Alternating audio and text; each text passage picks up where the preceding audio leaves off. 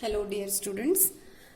In our last class we have discussed about the principle of lime soda process. ना lime soda process एक water softening process होती है जिसकी मदद से हम वाटर में प्रेजेंट हार्डनेस को रिमूव कर सकते हैं, all the type of hardness. Okay, तो हमने प्रिंसिपल देखा था लास्ट क्लास में. अब हम देखेंगे ये प्रोसेस कैसे ऑपरेट की जाती है. What is the process of the lime soda process.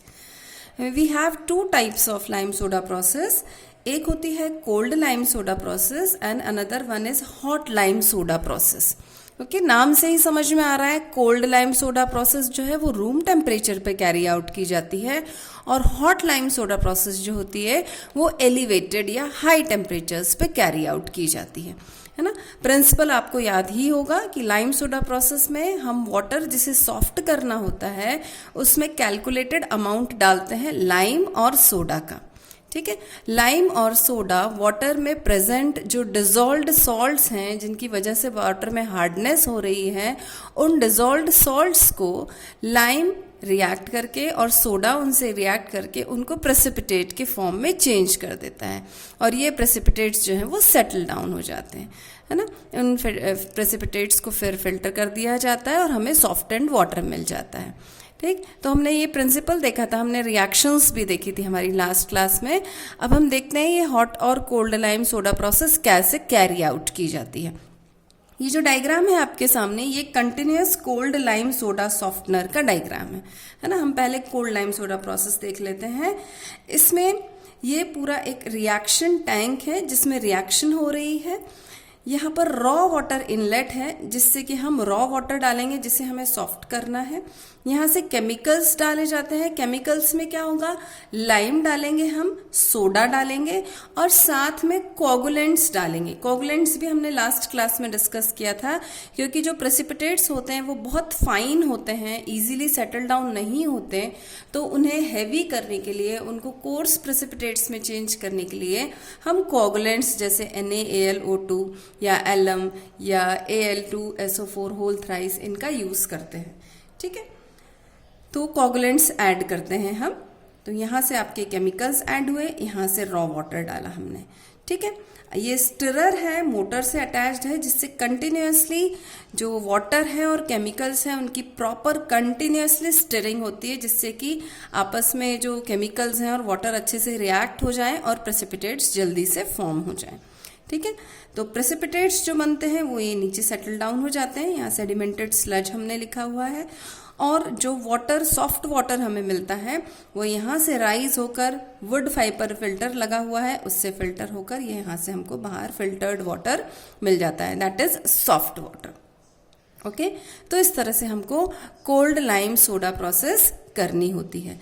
इस प्रोसेस को कैरी आउट करने के बाद जो रेसिडुअल हार्डनेस बचती है वो होती है 30 to 60 ppm. मीन्स आपने कितने ही हार्डनेस का पानी लिया हो, 200, 300, 400 ppm हार्डनेस का, after carrying out cold lime soda process जो रेसिडुअल हार्डनेस, जो बची हुई हार्डनेस होती है वो होती है करीबन 30 to 60 ppm.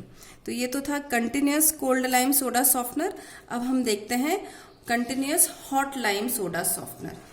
इस हॉट लाइम सोडा सॉफ्टनर में आपको 3 अलग अलग चैम्बर्स या रिएक्ट टैंक्स दिखाई दे रहे हैं. एक ये टैंक है जिसे हम रिएक्शन टैंक बोलते हैं जिसमें रिएक्शंस होती हैं. दूसरा ये है हमारा कॉनिकल सेडिमेंटेशन टैंक जिसमें कि सेडिमेंटेशन होता है, हमारे स्लजेस जो है वो नीचे बैठते हैं. और लास्ट में ये फिल्टर है. ठीक है, तो 3 पार्ट्स में डिवाइडेड होता है हमारा continuous hot lime soda softener. यहाँ से हमको 3 तरह के इनलेट्स दिखाई दे रहे हैं. ये देखिए, एक है केमिकल फीड इनलेट, यहाँ पर हम लाइम और सोडा डालेंगे. ठीक है, रॉ वाटर फीड इनलेट, यहाँ से हमको रॉ वाटर डालना है जिसकी कि हमें सॉफ्टनिंग करनी है. और यहाँ से क्योंकि हम हॉट लाइम सोडा प्रोसेस पढ़ रहे हैं इसलिए सुपर हीटेड स्टीम डाली जाती है. सुपर हीटेड स्टीम रहती है तो उसकी वजह से आपका पानी जो है वो पूरा हॉट हो जाता है. ठीक है, एक जो डिफरेंस आपको नजर आ रहा होगा वो ये कि हमने यहाँ पर कोगुलेंट्स नहीं डाले. ठीक है।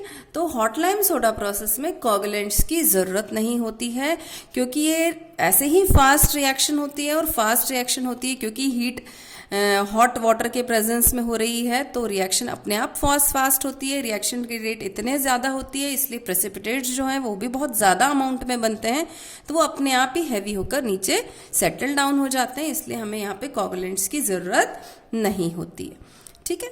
अब आपके केमिकल्स आ गए, रॉ वाटर आ गया, सुपरहीटेड स्टीम आ गई, आपस में ये रिएक्शंस करते हैं लाइम सोडा और जो आपके वाटर में सॉल्ट्स प्रेजेंट है जिनकी वजह से हार्डनेस है, प्रेसिपिटेट्स बनते हैं। प्रेसिपिटेट्स जो है वो नीचे सेटल डाउन हो जाते हैं कॉनिकल सेडिमेंटेशन टैंक में, और जो आपका सॉफ्ट वाटर है वो इस इनलेट से इससे सैंड फिल्टर में आ जाता है, सॉफ्ट एंड वाटर। ठीक है।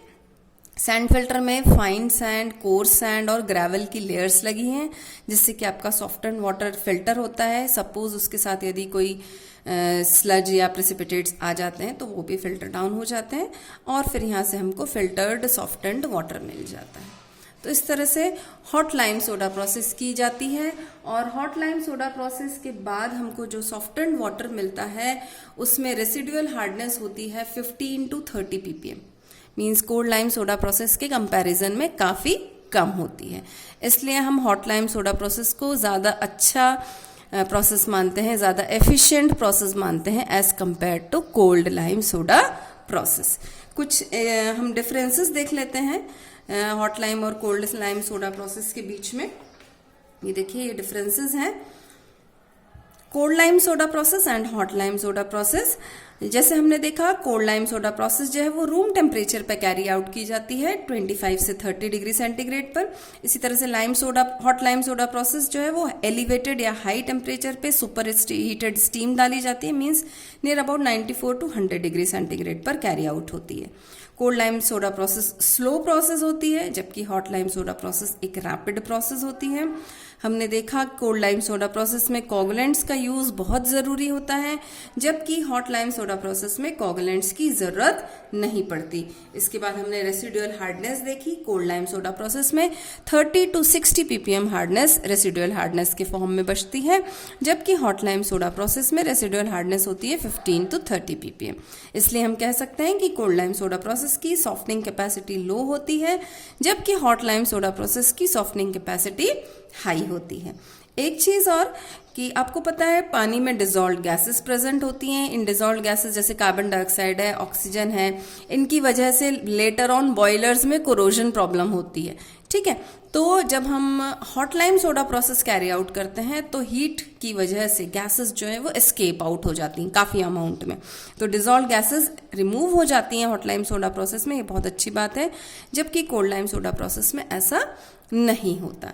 तो ये है हमारे लाइम सोडा प्रोसेस कैसे कैरी आउट की जाती है। हमने देखा कि दोनों प्रोसेस में कितनी कितनी रेसिडुअल हार्डनेस बची, इसलिए ये लाइम सोडा प्रोसेस बहुत एडवांटेजेस है। बट फिर भी हार्डनेस थोड़ी सी ज़्यादा बचती है इन प्रोसेस में, इसलिए ये जो सॉफ्ट एंड वाटर है it could not be used in high pressure boilers. High pressure boilers के लिए हमें आयन एक्सचेंज प्रोसेस या जियोलाइट प्रोसेस कैरी आउट करनी चाहिए वाटर सॉफ्टनिंग के लिए। इसके अलावा ये बहुत अच्छी प्रोसेस मानी जाती है, इकोनॉमिकल प्रोसेस है, ज़्यादा महंगी नहीं है, सस्ती प्रोसेस है, और क्योंकि इसमें जो सॉफ्ट एंड वाटर ही है अल्कलाइन नेचर का होता है, इसलिए आगे जाके कोरोजन की प्रॉब्लम्स भी नहीं होती है। कुछ लिमिटेशंस ज़रूर हैं इस प्रोसेस के। लिमिटेशंस में हम ये देख सकते हैं कि स्किल्ड सुपरविजन की ज़रूरत पड़ती है ना, आसानी से प्रोसेस कैरी आउट नहीं होती, इट नीड्स स्किल्ड सुपरविजन। और दूसरा सबसे बड़ी प्रॉब्लम ये है कि स्लज जो बनता है, जो प्रेसिपिटेट्स बनते हैं वो बहुत ज़्यादा अमाउंट में बनते हैं, तो उनका डिस्पोजल भी एक बहुत बड़ी प्रॉब्लम होती है। तो ये तो था लाइम सोडा प्रोसेस के बारे में। नेक्स्ट क्लास में हम दूसरे वाटर सॉफ्टनिंग मेथड को डिस्कस करेंगे। Till then have a nice day.